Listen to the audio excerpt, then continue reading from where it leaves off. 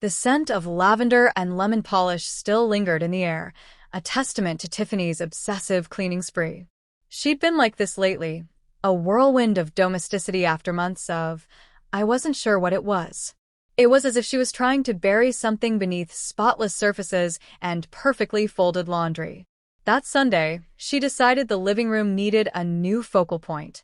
A large framed photo perched precariously on the mantel, a shrine to what she called her work family. I'd always found her enthusiasm for her colleagues a little overwhelming, even performative. The photo itself was typical office fare: forced smiles, awkward poses, a sea of corporate anonymity. But Tiffany beamed at it, her eyes shining as though she'd just unveiled a masterpiece. "They're the best team, Jackson," she declared a little too loudly and too quickly. "I'm so lucky to work with such a great group of people." I scanned the image mostly out of politeness. There was Brenda, perpetually stressed, Jackson Edding, the manager, and David, the IT guy who looked like he hadn't slept in a week. Then there was him, the man I didn't recognize, standing just a little too close to Tiffany, his hand almost but not quite touching her shoulder. He was taller than the rest, with a rakish grin and eyes that seemed to bore straight through the glossy print. A name tag, slightly blurred, read R. Zahn. "Who's that?" I asked casually, pointing to the man, my voice light, as if the question didn't matter. Tiffany's smile faltered. It was as if someone had flicked off a light switch. Her laughter, which had been bubbling just moments before, died in her throat. The air in the room thickened, and the playful energy vanished like smoke in the wind. She looked at me, eyes wide, jaw dropped, as though I'd just spoken a foreign language. "Zane," she finally managed, her voice a brittle whisper. He's new. Just started a few weeks ago." A few weeks ago, that was when her late nights at the office had become routine. That was when she started pulling away. That was when I started sleeping on the edge of the bed, trying not to disturb her slumber that now felt as distant as the moon. My heart, which had been steady just moments before, suddenly turned to lead in my chest. A cold, hard dread began to claw its way up my throat. It wasn't the fact that she was lying to me, it was the way she was lying that made the blood in my veins turn to ice. The picture stayed there, mocking me for another week. I'd catch Tiffany staring at it, a wistful expression on her face. She touched the frame as though it were a precious artifact, her eyes lingering just a second too long on Zane's face. That's when the plans began to form, a dark and twisted seed taking root in my mind. I'd always been quiet and easygoing, avoiding confrontation and burying my feelings. But this was different. This was a betrayal that cut deeper than I ever could have imagined. I started subtly. I'd ask about Zane, casually, trying to gauge her reaction. Each time, she'd flinch, her face a mask of carefully constructed indifference. I found his LinkedIn profile, Zay Carter, a rising star. He was a sales director, charming, successful, the kind of guy who knew he was good-looking and used it to his advantage. I had memorized every detail of his face, his presence, his online persona. It was becoming an obsession.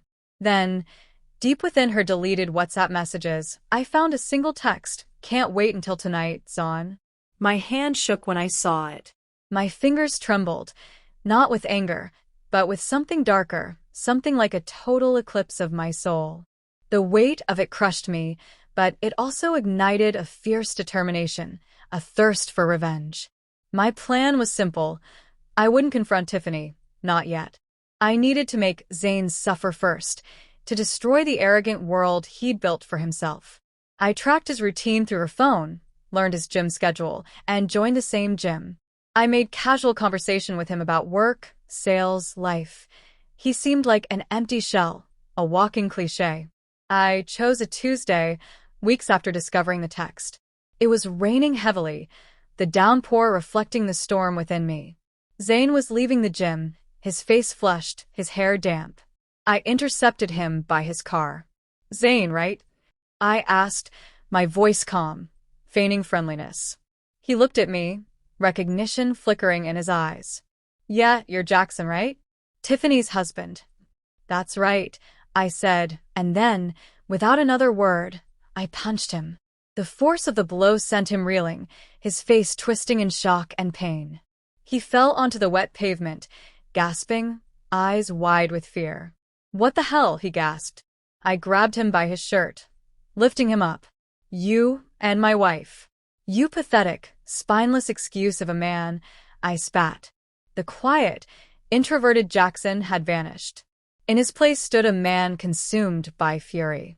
He struggled, trying to push me away, but I was relentless.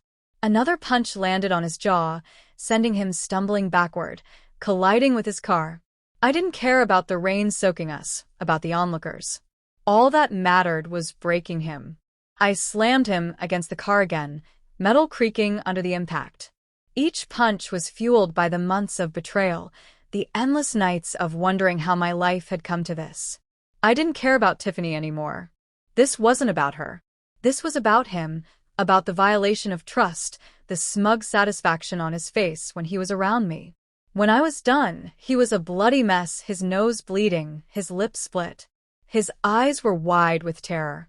I stood over him, panting, my knuckles throbbing. "Stay away from her," I growled. "Stay away from my life." Then, without another word, I walked away, leaving him crumpled in the rain, his shame washed away. The next day, during her lunch break, I walked into Tiffany's office. I hadn't spoken to her since the encounter with Zane, not a word. She looked up at me, her eyes wide, full of fear and guilt. "You know, don't you?" she whispered. I nodded. I didn't need to hear her excuses or lies. I grabbed the framed photo from her desk, the one with Zane in it, the one she was so proud of, and slammed it against the edge of the desk. The glass shattered, scattering across the floor. The photo fell out, torn and crumpled with Zane's face. "I'm done, Tiffany," I said, my voice cold and hard. "I'm moving out. You can have your perfect work life. Just leave me alone." I dropped the broken frame on the floor and walked out of the office without looking back. That night, I packed a bag with only the essentials. I found a small apartment on the other side of town. A clean slate. I'd lost Tiffany, but in a strange way, I'd gained something, a sense of peace. The weight that had crushed me lifted, replaced by a quiet resolve. I'd confronted my demons. I'd taken my revenge. I might be alone now, but I was free. Free from her lies, from her betrayal, from Zane's smug grin. I was free to rebuild my life, piece by piece, without the shadow of her deception. And in a strange way, that was enough.